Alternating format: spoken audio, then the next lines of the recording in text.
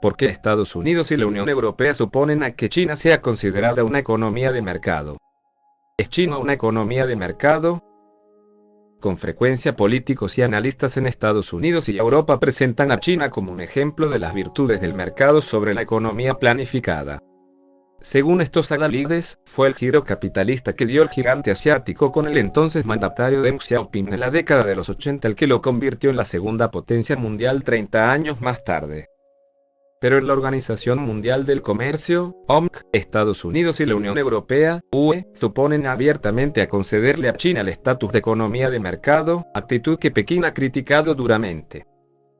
El enfrentamiento llega en un momento delicado con una economía mundial estancada y un comercio global en su peor momento en años. Gregory Shaffer, director del Center on Globalization, Law and Society, Centro sobre la Globalización, Derecho y Sociedad, de la Universidad de California, N.U. le explicó a BBC Mundo lo que él considera el problema de fondo. No es una cuestión ideológica.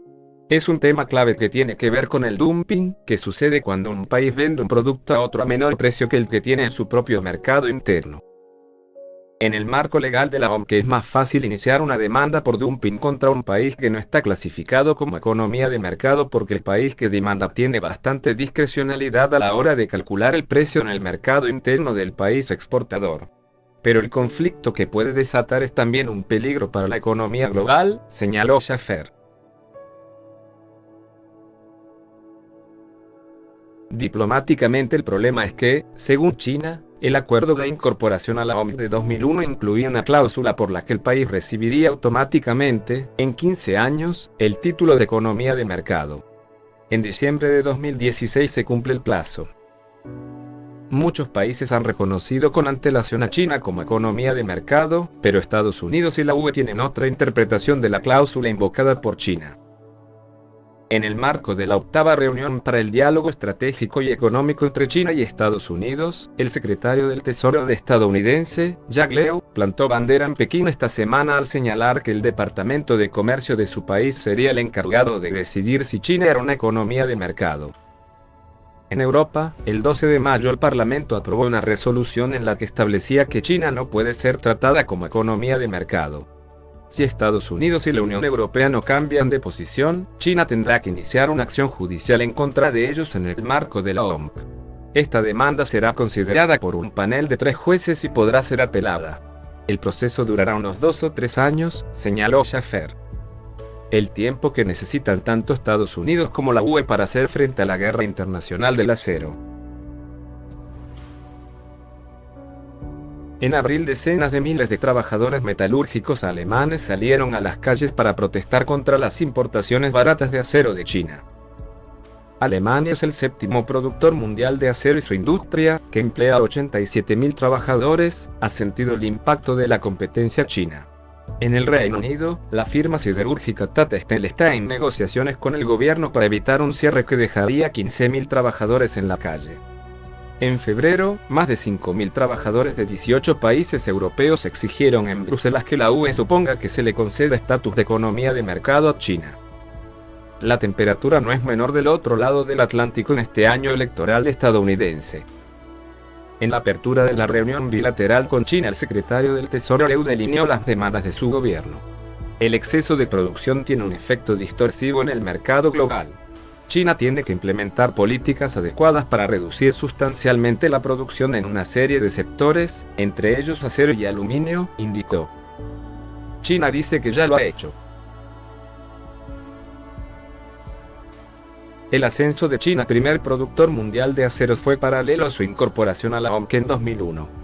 En 2011 producía un 45% del acero mundial concentrado en empresas estatales alimentadas con subsidios y créditos de bancos del sector público.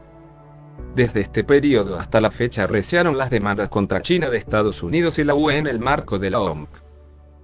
Ante la creciente presión internacional y el cambio de modelo exportador y manufacturero a otro más basado en el consumo y los servicios, el gobierno chino anunció en enero que eliminaría unos 400.000 empleos y reduciría la producción de acero en 100 millones de toneladas, casi un 40%, en un periodo de 3 a 5 años. El plan no contentó a Estados Unidos, que en marzo impuso un alza del 266% en impuestos antidumping sobre algunos productos siderúrgicos chinos. Con una economía en desaceleración desde hace 2 años y un mercado laboral que anualmente incorpora a 10 millones de personas, China argumenta que una reconversión del sector exige tiempo. Pero ni la Unión Europea, sacudida por numerosas crisis internas, ni Estados Unidos, en plena fiebre electoral, ni mucho menos los trabajadores afectados tienen tiempo para adaptarse a los ritmos chinos. Resolver una disputa de esta envergadura en épocas de vacas flacas es un problema adicional que está poniendo en peligro el nuevo orden comercial alcanzado tras la caída del muro de Berlín. En 1995 la OMC sustituyó el acuerdo que había regulado el comercio internacional desde 1948 en el marco del orden global surgido después de la Segunda Guerra Mundial. Condenada por muchos como una organización a medida de los poderosos y las multinacionales, reivindicada por otros como una nueva fase realmente multilateral del comercio global, la OMC perdió el lugar preeminente que ocupaba en los 90. El fracaso de la última ronda de liberalización del comercio mundial, la llamada Ronda del Desarrollo, Ronda de Doha, lanzada en 2001, ha relegado a la organización a un segundo plano. La agenda comercial internacional está centrada hoy en una multitud de acuerdos multilaterales negociados por fuera de la OMC, como la Alianza para el Pacífico o la negociación que conducen Estados Unidos y la UE para un tratado de libre comercio. A pesar de ello, la joya de la corona que sostiene la OMC es su capacidad para actuar como árbitro de disputas comerciales. Esta capacidad se basa en su comité de jueces independientes que tienen que pronunciarse en caso de que los países no logren una resolución del problema.